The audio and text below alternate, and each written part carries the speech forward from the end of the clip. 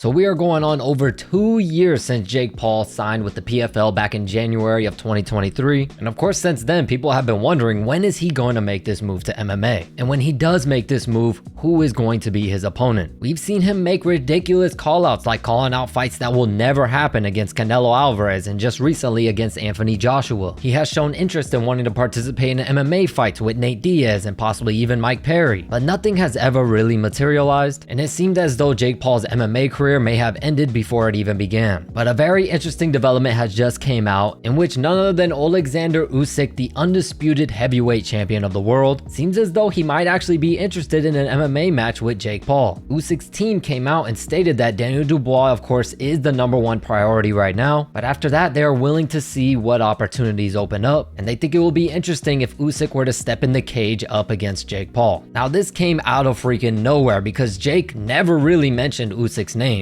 And for what I've seen, Usyk has never even mentioned the idea of stepping in the cage. So immediately this poses a lot of questions. Why would he even be willing to do this? And if somehow it really were to happen, how do we see this fight playing out?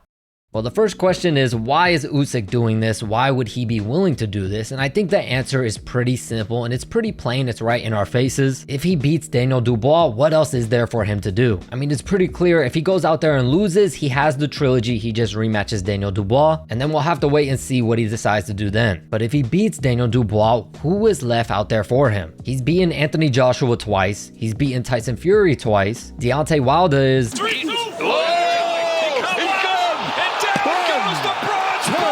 we'll just say out of his prime. Martin McCauley was seeming like a pretty interesting matchup, but he just got knocked out. The only other opponent I could see out there that has actually earned the shot would be Joseph Parker. It's just way too big of a risk for such a little of a reward. Let's be real, Usyk would be risking everything. He doesn't gain anything to beat Joseph Parker. But of all possible opponents, why Jake Paul? And I know people are going to be quick to think, well, it's for the money. And in a way, I think that might be correct, but I don't think that's completely why. Usyk doesn't need the money. In his last Tyson Fury fight, it was reported that he made over $100 million. And that was just in that last Tyson Fury fight. That doesn't count the Fury fight before that. That doesn't count the Daniel Dubois fight or the 2 Anthony Joshua fights, which are also massive pay-per-views. So money is definitely not an issue. But to be fair, Jake Paul is a pretty decent name out there. Jake Paul has been expressing he's been wanting to fight in MMA, and it's something new. And if Usyk is interested in wanting an MMA match, I think it's a fairly decent matchup. And to be honest, if you ask me, I think the matchup favors Jake Paul, but we'll get into that a little more later. We don't really know for sure why Usyk and his team want Jake Paul, but if I were to guess, it'd probably be because they're tired of seeing this guy. He's a loudmouth and they want to shut him up. You could tell boxers absolutely hate when these reporters bring this guy's name up. Mate, I don't know what we're talking about him, honestly, bro.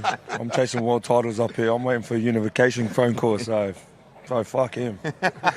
Of course, if Usyk goes out there and gets knocked out cold by an overhand right from Jake Paul, that would absolutely be embarrassing. But if it goes to the scorecards and Jake Paul wins a decision, I don't think it really hurts Usyk's stock like that. And if you're asking me why the hell would I favor Jake Paul in this matchup, it's because, well, he has some experience in wrestling, which in my opinion is going to be a major factor in this fight. I would really expect Jake Paul's game plan to be attack the legs early. Usyk's legs are not going to be prepared and conditioned for leg kicks, so I expect Jake Paul to really throw a lot of leg kicks and try to set up a takedown. Usyk really doesn't have to worry about body or head kicks at all because, I mean, look at this form. One kick like that and Jake's foot is going to be throwing up gang signs. Jake Paul's best weapon by far is what?